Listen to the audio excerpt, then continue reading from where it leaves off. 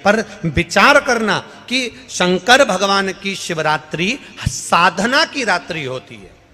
शंकर भगवान की शिवरात्रि एक आराधना की रात्रि होती है।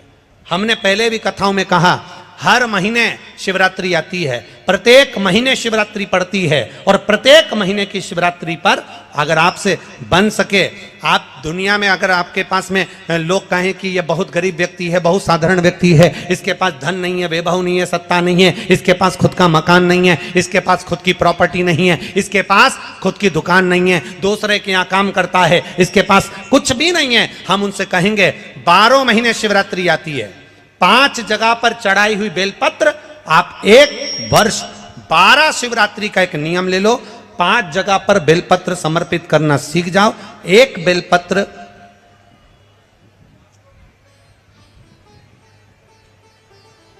ये शिवलिंग, ये जलाधारी, बहुत ध्यान से देखना, ये चरण जहां से जल नीचे गिरता है, गणेश जी का स्थान, कार्तिकेय जी का स्थान, यह हस्तकमल माता पार्वती जी का हाथ हस्तकमल, शिवलिंग भगवान शंकर का स्थान। ऊपर से जो एक एक बूंद जल शिवलिंग के ऊपर गिर रहा है, शंकर भगवान की 5 बेटियां जया, विषहरा, शामरीबारी, दौतली, देव। बीच में जो एक मोटी सी लाइन है वो शंकर भगवान की छोटी लड़की, क्या नाम है? अशोक सुंदरी। ये पूरे शिवलिंग का वर्णन।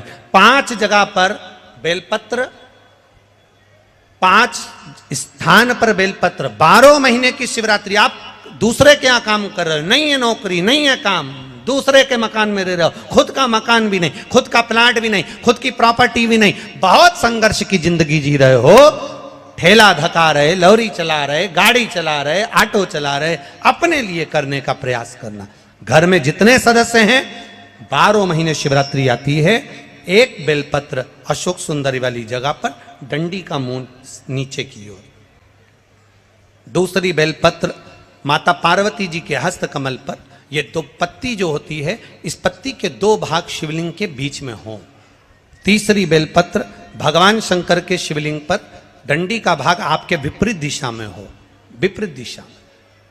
चौथी बेलपत्र भगवान शंकर का जहां से जल बहकर जाता है, जमीन पर जो जल बहता है, जमीन पे से जो जल बहकर जाता है, चौथी बेलपत्र उस जमीन के जल पर जहां से वो पानी बहकर जा रहा है, पूरे शिवलिंग को छोड़कर जहां से पानी जमीन पर बहकर जा रहा है उस स्थान पर। और 5वीं बेलपत्र नंदी का जो पांव ऊपर उठा हुआ है, उस पांव के पास में 5वीं बेलपत्र समर्पित करना। एक शिवरात्रि से लेकर 12 शिवरात्रि जो 1 वर्ष तक कर लेता है, 1 वर्ष अपनी कड़ी मेहनत के साथ में मेहनत पूरी करना। और ये 5 बेलपत्र हर महीने जो शिवरात्रि आती है उस पे समर्पित करना प्रारंभ कर दीजिए और मेहनत करना प्रारंभ कर दीजिए। आपको आपके कर्म का फल मिलेगा। साल भर के अंदर आप अच्छे बनकर बैठ सकते हैं।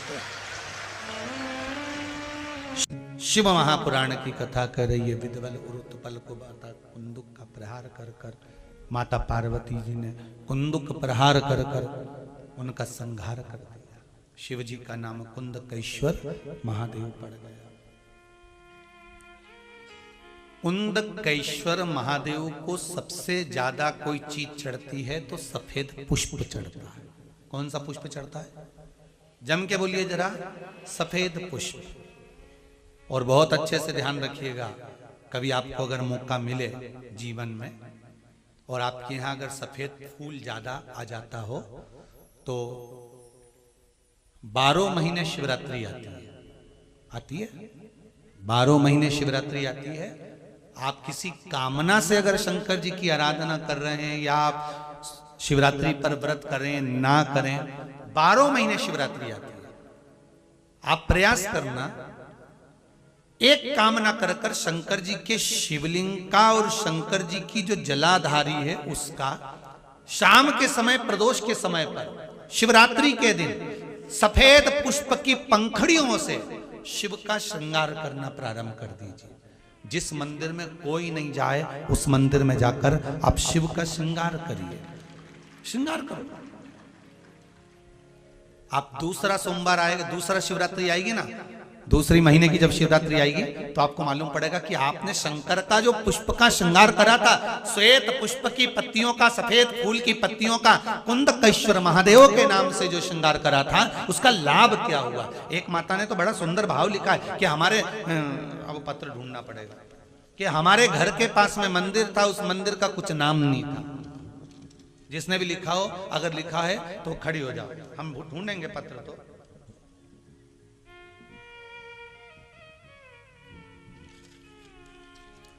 उन्होंने लिखा है कि हमारे घर के पास मंदिर था, मंदिर में शंकर जी का कोई नाम नहीं था।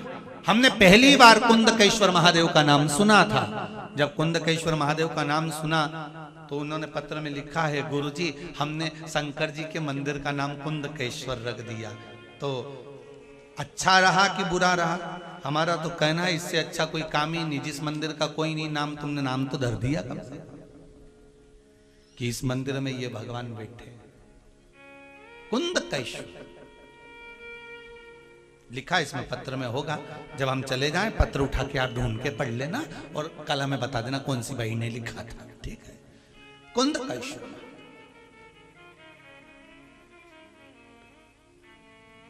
सफेद पुष्प की पंखड़ियां, कुंदकेश्वर महादेव। हम तो सबसे कहते हैं आपकी फैक्ट्री ना चले, आपकी दुकान ना चले, आपका व्यापार ना चले, आप मेहनत करो, कर्म करो और फल शंकर के भरोसे पर छोड़ दो। मेहनत करो, कर्म करो, मेहनत से पीछे मत हटना, कर्म करने से पीछे मत हटना। क्योंकि शंकर भगवान भी कहते हैं और भगवान कृष्ण गीता जी में कहते हैं, कर्म करने से पीछे मत हटना। साथ में शिव जी एक ही बात कहते हैं, भगवान कृष्ण ने गीता जी में कहा कि कर्म तू कर पर मुझ पर विश्वास रख कर करना। शिव पुराण भी वही कहती है, मेहनत आप करो। एक बेलपत्री चढ़ा रहे हो तो यह विश्वास रखकर चढ़ाना कि मैं शंकर जी को अपने दिल की बात कह रहा हूं, बाकी का फल मैं दे दूंगा कि मुझे क्या प्रदान करना है। फल मैं दूंगा कि मुझे क्या प्रदान। आप करो शिव भक्ति, आप करो शंकर की आराधना, आप करो शिव का स्मरण। 12 महीने शिवरात्रि आती है, आप करो शिवरात्रि का पूजा। महाराज शिव जी का नाम कुंदकेश्वर पड़ गया। भजन कहीं ना कहीं भगवत की प्राप्ति करा देता। आप हृदय से, चित्त से, मन से जो कहते हैं वो सुनता है, वो श्रवण करता है। एक बात आप लोगों से कहना चाहेंगे, जब भी देवाधिदेव महादेव को जल चढ़ाएं, जल चढ़ाते समय तुम्हारे भावों में, जब हम शंकर भगवान को जल चढ़ाते हैं तो एक स्मरण आपके भीतर रहे। ध्यान रखें, जैसे ये शिवलिंग है, ठीक है, ये जलाधारी है, गोल पीठी का जिस पर ये शिवलिंग रखा हुआ है, ये जलाधारी, बीच में अशोक सुंदरी, इधर गणेश जी, इधर कार्तिकेय जी, जिस पे शिवलिंग रखा हुआ है। ये माता पार्वती जी का हस्त कमल, ऊपर से जो एक एक बूंद पानी नीचे गिरता है वो शंकर भगवान की 5 बेटियां, जया, विषहरा, शामली बारी, दौतली और देव। जब शिवजी को जल चढ़ाओ, शंकर भगवान को जल चढ़ाने के लिए सबसे पहले गणेश जी वाली जगह पर जल चढ़ाओ, फिर कार्तिकेय जी वाली जगह पर जल चढ़ाओ, फिर अशोक सुंदरी की जगह पर जल चढ़ाओ, फिर पीठिका पर जल चढ़ाओ, उसके बाद में शिवलिंग पर जल चढ़ाइए। जब अपन किसी कामना के लिए अगर जल चढ़ा रहे हैं तो उसके लिए हमको ये ध्यान रखना पड़ेगा, पहले कहाँ चढ़ाना है।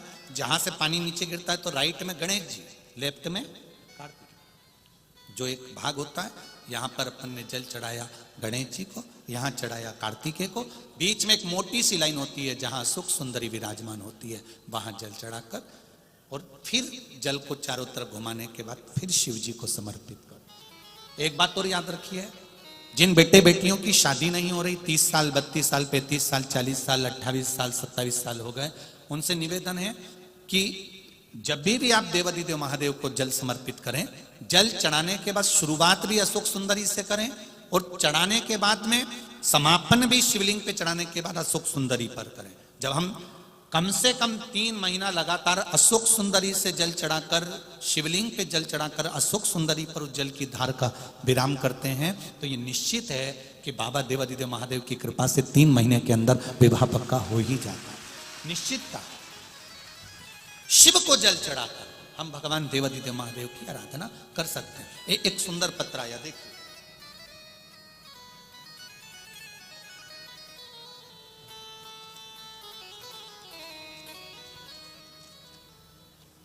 संगीता तुकाराम गोत्रे 40 गांव से मैं आई हूं।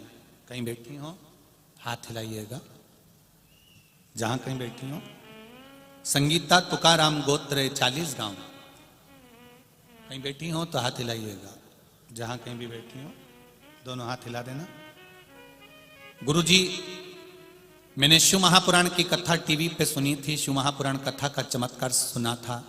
मुझे ये बताने वक्त बहुत खुशी हो रही है कि मेरे पति 12 साल पहले खो गए थे।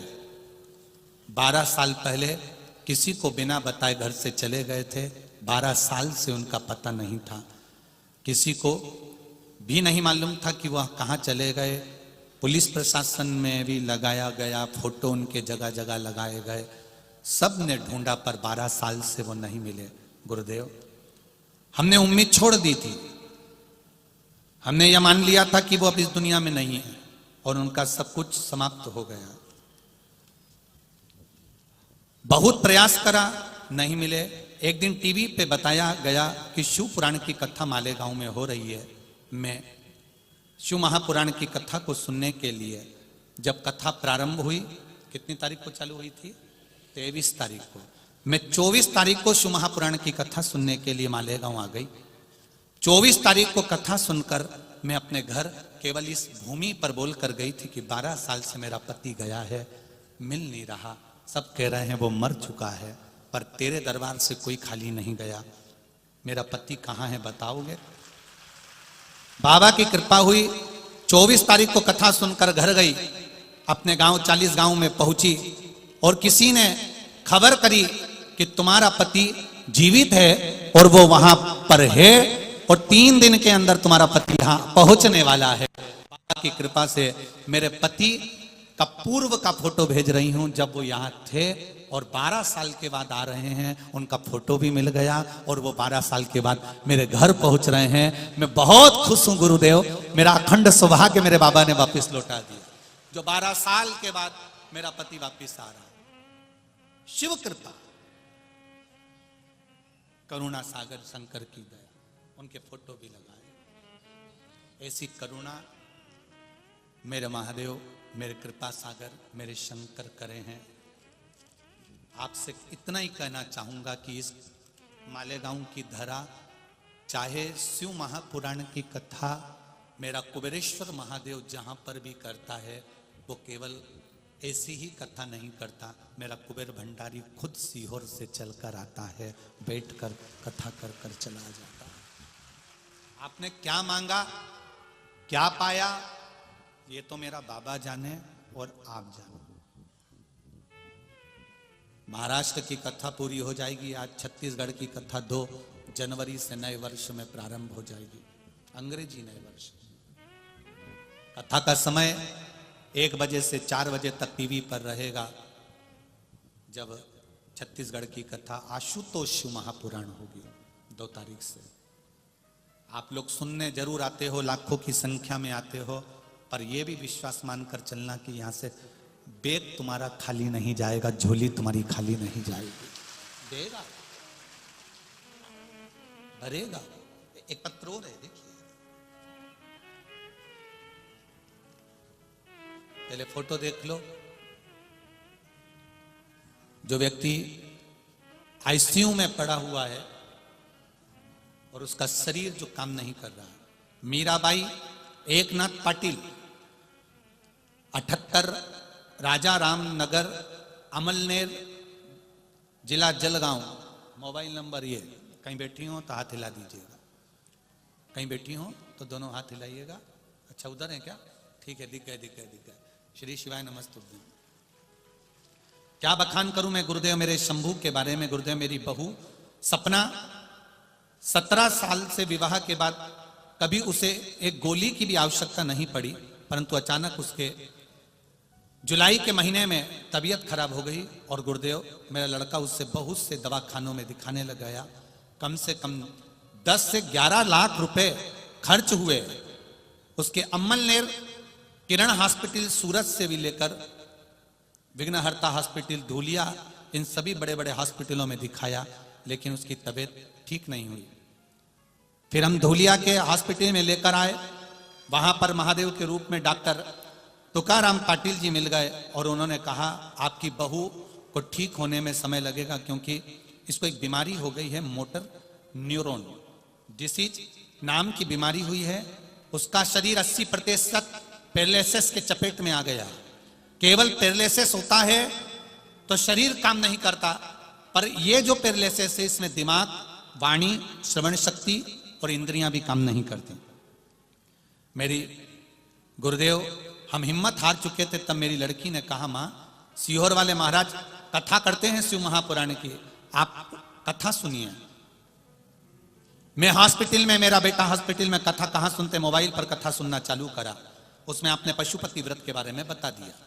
आपकी रोज की कथा में आप 1 लोटे जल का कहते हो, ऐसा कोई दिन नहीं जाता जब आप जल का नहीं बोलते। 1 लोटे जल का मैंने बखान सुना, इंदौर वाली कथा सुनी और मैंने पशुपतिनाथ का व्रत अभी इंदौर की जो कथा रही उसमें करना प्रारंभ कर दिया। इतने सालों से बीमार पड़ी मेरी बहू, जिसकी इंद्रियां काम नहीं कर रही थी, शरीर काम नहीं कर रहा था। बाबा केवल पशुपति व्रत कर कर पानी चढ़ाती, पानी लाती, बहू के मुंह पर लगा देती, थोड़ा सा घुट भर पिला देती। बाबा की कृपा से मेरे बाबा ने अपना समझकर मेरी बहू को धीरे धीरे धीरे धीरे ठीक करना प्रारंभ कर दिया। अब मेरी बहू बाबा की कृपा से पूर्ण तरह से ठीक हो गई है और बाबा की कृपा से हम लोग सीहोर कुबरेश्वर धाम जाकर प्रणाम करने के लिए जा रहे हैं। ये शिव तत्व की कथा है। अब मेरी बहू चलने लगी, फिरने लगी, उसकी इंद्रियां काम करने लगी। श्री शिवाय नमस्तुभ्यं बहन, बैठिए। श्री शिवाय नमस्त। ये शिव तत्व है, ये शंकर, ये औघड़ी है, ये दयालु। क्या बखान करें उसका।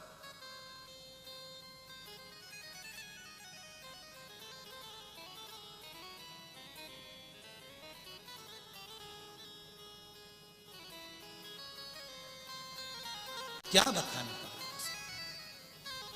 तेरी कृपा बिना न हिले एक भी अनु, लेते हैं श्वास तेरी कृपा से तनो तनो।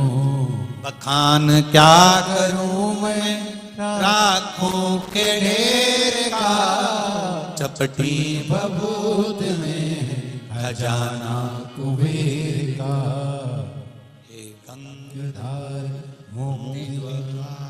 ओंकार तू भोले, ओंकार तू आयो शरण तिहारी शंभु तार तार तू। मेरा शिव देव,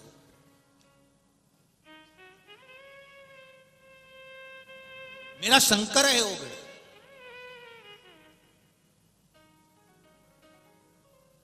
आप उस पर विश्वास रखे हो, भरोसा रखे हो। जहां बैठकर कथा सुन रहे हो, चाहे आस्था चैनल पर हो, चाहे फेसबुक यूट्यूब हो, चाहे मोबाइल हो, उस मां ने तो केवल मोबाइल पर सुनी और वहीं प्रार्थना कर ली कि बस तू है।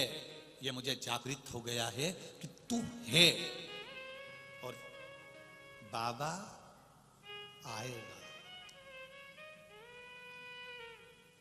रोटी जैसे अपन कह रहे हैं ना, आएगी, ट्रेन आएगी, बस आएगी, बहू पोता पोती आएंगे, सब कुछ आएगा।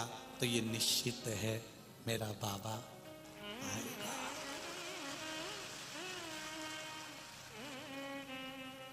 किस रूप में आता है, किस रूप में वो जन्म दे देता है, किस रूप में वो प्रकट हो जाता है, कोई भरोसा नहीं।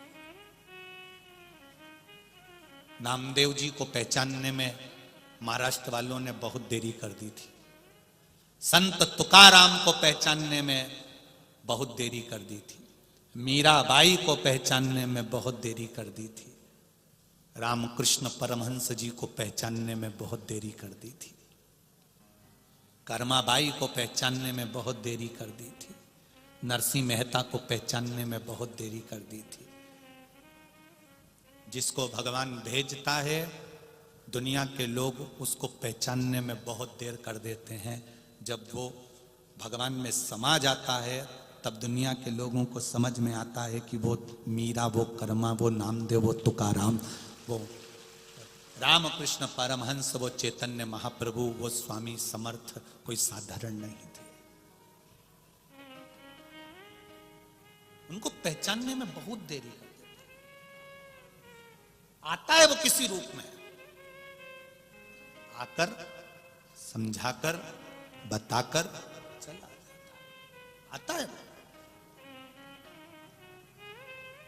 भगवान खुद जन्म लेकर नहीं आता, पर किसी ना किसी को अपने उस भाव से, किसी ना किसी को वाणी से, हृदय से, चित्त से भेज देता है। उसको पहचान कर, जानकर तुम्हारे कार्य में, तुम्हारे व्यापार में कोई ना कोई ऐसा आ जाएगा जो तुम्हारे लिए कर कर चला जाए। उसको पहचानो। ना जाने किस वेश में नारायण, पहचानना मुश्किल है परमात्मा। क्यों आया, कैसे आया? नामदेव जी चले गए तब हम नामदेव जी को जान रहे हैं। संत तुकाराम चले गए जब हम संत तुकाराम जी को जान रहे हैं। नहीं तो संत तुकाराम जी को धर्मपत्नी तक अपशब्द कह देती थी। मीराबाई को उनके पति, उनके ससुर शब्दों के शब्द बांट छोड़ते थे, जहर का प्याला दे देते थे। जब चली गई तब मालूम पड़ा कि वो मीरा थी और गिरधर की थी। नामदेव चले गए तब मालूम पड़ा वो हरि विट्ठल के थे। तुकाराम चले गए तब मालूम पड़ा वो हरि विट्ठल के थे। विट्ठल खुद नहीं आता, किसी ना किसी को भेज देता है जनमानस के कल्याण के लिए। हम उसको पहचान नहीं पाते, हम उसको जान नहीं पाते। किसी रूप में वो आया है, हम उसको नहीं जानते। वो आएगा, चले जाएगा, बता देगा। ये उसकी भक्ति है। कर्माबाई खिचड़ी बनाती थी, भगवान को खिलाती। कई लोगों ने कहा इसको बनाना नहीं आती, बिना नहाए बना लेती है, अक्ल नहीं, इसमें बुद्धि नहीं। संतों ने समझाया, उसने नहाकर बनाया, भगवान स्वीकार नहीं कर। दिल से, हृदय से, भाव से जो रिझा लिया वो रिझा।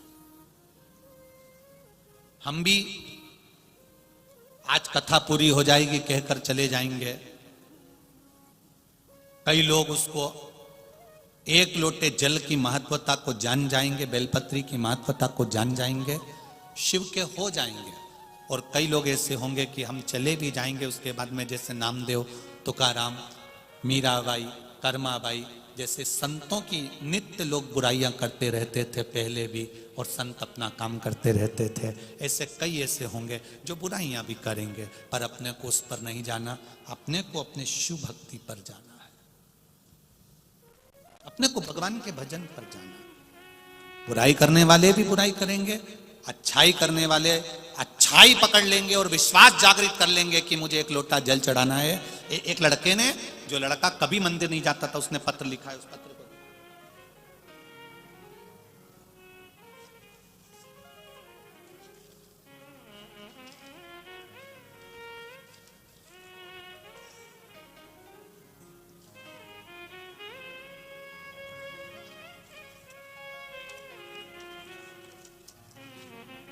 तेरी कृपा बिना न हिले,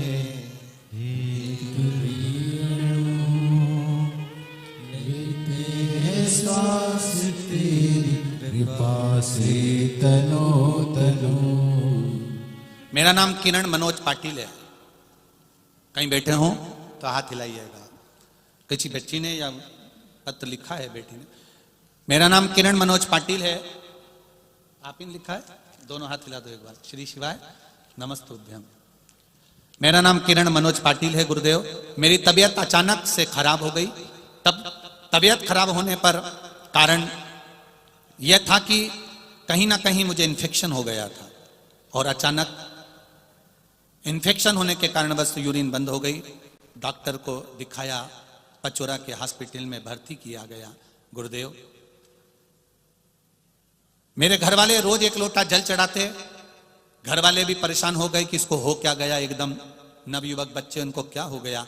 जल चढ़ाकर मुझे देते। धीरे धीरे मेरा स्वास्थ्य ठीक हुआ, हॉस्पिटल में मेरा इलाज चलता रहा। भगवान की कृपा से मैं ठीक तो हो गया। फिर जब थोड़ा सा अंतर आया, फिर मेरा स्वास्थ्य फिर खराब हो गया। फिर डॉक्टर ने मुझे जलगांव के हॉस्पिटल में भेज दिया और वहां पर एडमिट किया गया। फिर हॉस्पिटल में मेरी तबीयत वहां पर भी खराब हुई। धीरे धीरे मेरी माँ ने जल चढ़ाया, एक बेलपत्र लाकर मेरे सिराने के पास में रखना चालू करा। उस बेलपत्री का बल का क्या वर्णन करूं गुरुदेव। मैं उस हॉस्पिटल में ठीक हो गया, घर आ गया। मेरी माँ से पूछा, माँ डॉक्टर ने तो बहुत कुछ कह दिया था, मेरा स्वास्थ्य ठीक कैसे हुआ? माँ कहती, 1 लोटा जल मैंने शिव जी पे चढ़ाया है।